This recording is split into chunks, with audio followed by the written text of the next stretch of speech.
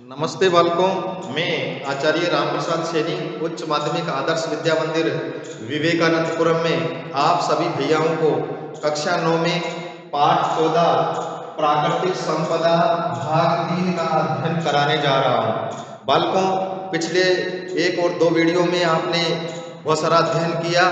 अब का जो विषय है हमारा वह है जल प्रदूषण और मृदा में खनिज की प्रचुरता। जल प्रदूषण प्राकृतिक संपदा के बारे में हमने पढ़ा। आज हम पढ़ेंगे बालकों जल प्रदूषण के बारे में।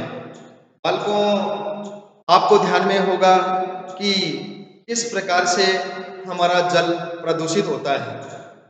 जैसा कि आपको ध्यान में होगा कि पेट्रोल, डीजल और कई प्रकार के ईंधनों से चलने वाले जो हमारे संसाधन हैं, साधन हैं, उनसे जो निकलने वाला अपशिष्ट है वो भी जल को प्रदूषित करता है।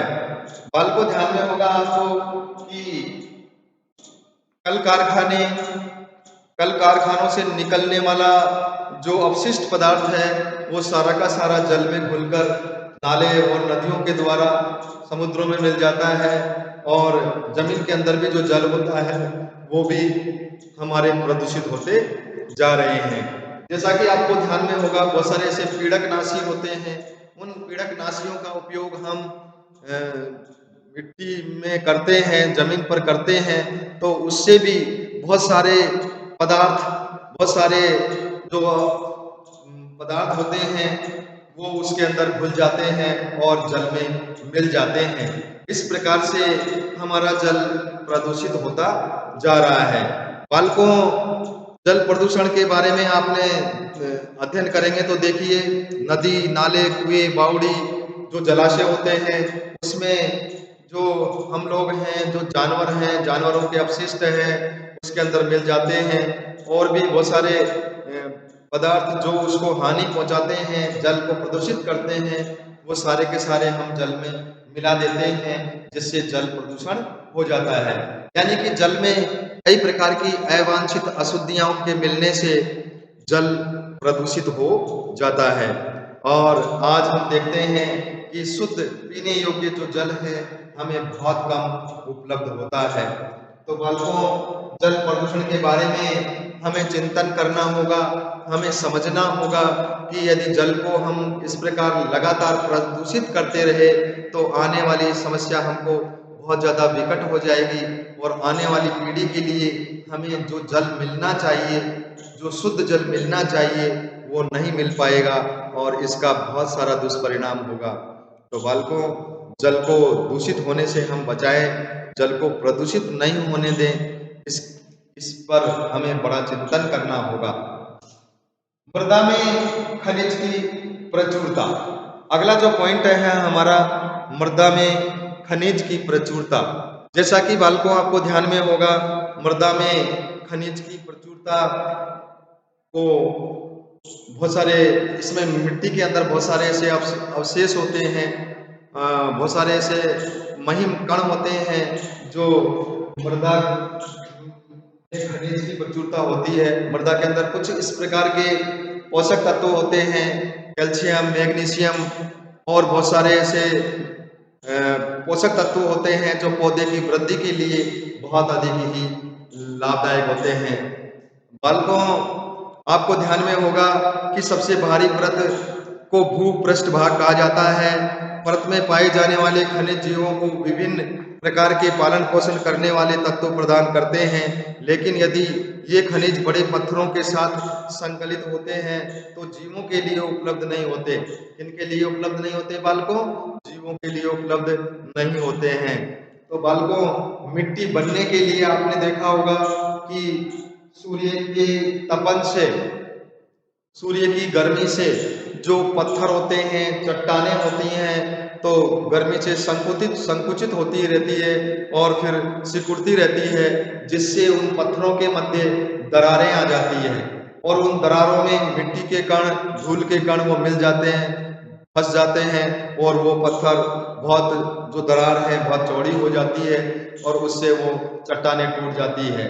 जैसा कि बालकों आपको ध्यान में होगा, ये टूटी हुई चट्टानें जब वर्षा के समय में पानी के द्वारा लुढ़कती हुई नदियों में जब चलती है तो धीरे धीरे ये पत्थर टूटते जाते हैं और टूटने के बाद में धीरे धीरे ये छोटे छोटे कण के रूप में बदल जाते हैं और जो सबसे छोटा जो कण होता है मिट्टी का, वह ये कण मृदा कहलाता है। क्या कहलाता है बालकों? मृदा कहलाता है। सूर्य सूर्य दिन के समय पत्थर को गर्म कर देता है जिससे वे प्रसारित हो जाते हैं। रात के समय पत्थर ठंडे होते हैं और संकुचित हो जाते हैं।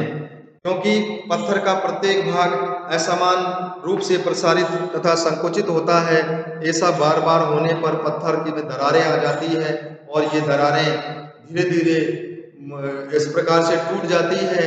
टूटने के बाद में ये पानी के द्वारा ये पत्थर जब लुढ़कते रहते हैं, एक दूसरे से टकराते हैं, तो टकराने से ये छोटे छोटे कणों के रूप में विभाजित हो जाते हैं, जिससे जो मिट्टी का यानी बजरी का जो कण होता है, छोटा छोटा सा पत्थर का जो कण होता है, वह ही मिट्टी यानी मृदा कहलाता है। तो बालकों आपको ध्यान में होगा कि जल मृदा के निर्माण में दो प्रकार से सहायता करता है। पहला, सूर्य के ताप से बने पत्थरों की दरारों में जल जा सकता है। यदि यह जल बाद में जम जाता है तो यह दरार बहुत बड़ी हो जाती है और वो पत्थर को तोड़ देती है। तो इस प्रकार से मिट्टी का निर्माण होता है। और आपने देखा होगा मिट्टी के अंदर जीवांश और हुमस की मात्रा बहुत अधिक होती है। तो ये जीवांश और हुमस की मात्रा जो होती है, ये मिट्टी को उपजाऊ बनाती है। क्या बनाती है बालकों? जीवांश और हुमस की मात्रा होती है, ये मिट्टी को उपजाऊ बनाती है, जिससे मिट्टी में जो हम फसलें बोते हैं वो फसलें ठीक प्रकार से उनमें ग्रोथ होती है। ठीक प्रकार से जो फसलों का जो होना इस प्रकार से बहुत ही अधिक लाभदायक होता है। तो हमें ये ध्यान करना होगा कि मृदा की संरचना नष्ट कर जो मृदा के पोषक तत्वों में पुनर्चक्रण हुमस बनाने में सहायक भूमि स्थित होती है। अतः हमें मृदा का संरक्षण करना चाहिए, जल प्रदूषण को होने से बचाना चाहिए। आने वाली पीढ़ी के लिए हम क्या कर सकते हैं, इस प्रकार का भी हमारा ध्यान होना चाहिए कि मृदा को सुरक्षित रखना हमारा एक दायित्व बनता है। बालकों आपको ध्यान में होगा कि मृदा एक हमारे लिए अनोखी धरोहर है। यदि ये ठीक प्रकार से सुरक्षित रहेगी, यदि इसमें जीवांश और हुमस की मात्रा लगातार बनी रहेगी, तो आने वाली पीढ़ी के लिए हम मृदा को सुरक्षित छोड़ सकेंगे। हमें ध्यान देना होगा। अतः हमें समझना होगा कि मृदा में बहुत सारे जो खनिज पदार्थ होते हैं वो प्रचुर मात्रा में पाए जाते हैं। इसलिए हमें ये ध्यान रखना है कि मिट्टी को किस प्रकार से सुरक्षित रखनी है। तो बालकों, जल प्रदूषण के बारे में हमने अध्ययन किया, मृदा में खनिज की प्रचुरता के बारे में हमने अध्ययन किया, किस प्रकार से मृदा बनती है इसके बारे में भी हमने अध्ययन किया। तो आप यदि इस वीडियो को ध्यान से देखेंगे, समझेंगे, समझने का प्रयास करेंगे, तो ये वीडियो आप लोगों के लिए बहुत अधिक लाभदायक सिद्ध होगा और परीक्षा की दृष्टि से भी आप लोगों के लिए अच्छे अंकों से उत्तीर्ण होने के लिए आप लोगों को ये प्रेरित करेगा। धन्यवाद। जय हिंद, जय भारत।